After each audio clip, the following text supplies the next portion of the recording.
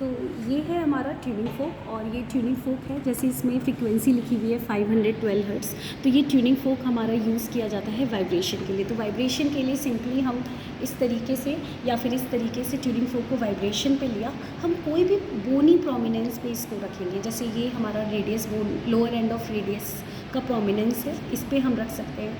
या फिर हम शिन ऑफ द टीबिया पे, नीचे लेग्स पे Shin of the tibia, let suppose ये शिन ऑफ द टीबिया, तो इस तरीके से आप रख सकते हैं। तो तब हम पेशेंट से वही आइज़ क्लोज करवा के हम उससे पूछेंगे कि उसको क्या महसूस हो रहा है। तब वो बताएगा कि उसको वाइब्रेट लग रहा है कि वाइब्रेशन हो रही है।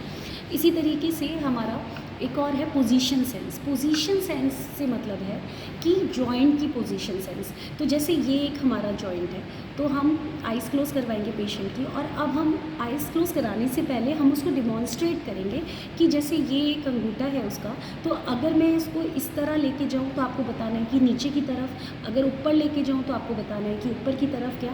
तो आइज़ क्लोज कराने से पहले आप उसे दिखा देंगे कि किसको नीचे और किसको ऊपर बोलना है। उसके बाद आप आइज़ क्लोज करा के पेशेंट से इस तरीके से आप करेंगे और फिर पूछेंगे कि बताओ नीचे गया या ऊपर, तो उसको पोजीशन का सेंस है या नहीं।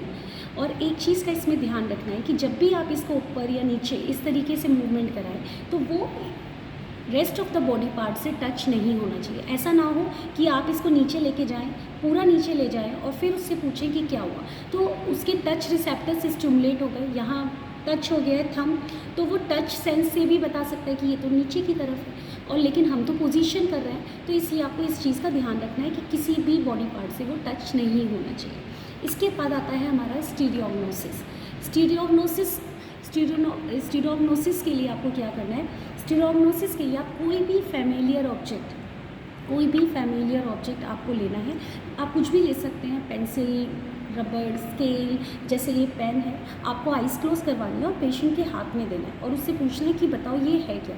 तो वो उसको बताएगा कि ये पेन है या पेंसिल है, और फिर उसके बाद आइडेंटिफाई करना है। फिर दूसरी चीज़ वो उसको डिस्क्राइब करेगा कि ये कोई लंबी सी चीज़ है, पॉइंटेड है, आगे से पीछे से राउंडेड है, इस तरीके से वो उसका फॉर्म डिस्क्राइब करेगा। और फिर उसके बाद नेक्स्ट चीज़ कि आप कोई भी दो चीज़ हाथ में देकर पूछ सकते हैं कि इन दोनों में से कौन सी चीज़ बड़ी है, कौन सी छोटी है, यानी साइज़ भी वो आइज़ क्लोज करके आपको बताएगा कि ये छोटा है और ये बड़ा है।